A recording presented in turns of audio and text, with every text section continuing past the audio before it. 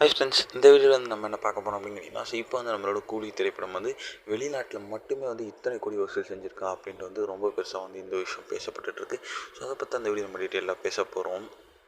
இப்போ வந்து நம்மளோட சூப்பர் ஸ்டாரோட நடிப்பில் லோகேஷ் கனகராஜோட இயக்கத்தில் உருவான இந்த திரைப்படம் தான் கூலி. ஸோ இந்த திரைப்படம் வந்து முந்தா நேற்று வந்து ரிலீஸ் ஆச்சு. ரசிகர் மத்தியில் ரொம்ப பெரிய ஒரு எக்ஸ்பெக்டேஷன்ஸ் ரிலீஸ் ஆன இந்த திரைப்படம் வந்து ரசிகர் மத்தியில் ஒரு கலவையான விமர்சனம் பெற்றுச்சு.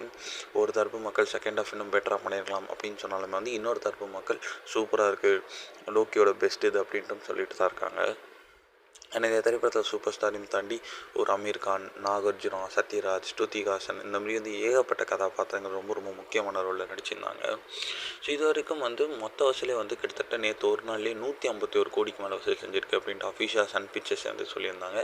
அண்ட் இது வரைக்கும் வெளிநாட்டில் மட்டுமே வந்து மொத்தமாக வந்து கிட்டத்தட்ட $8.75 மில்லியன் வந்து வசூல் செஞ்சுருக்கான்.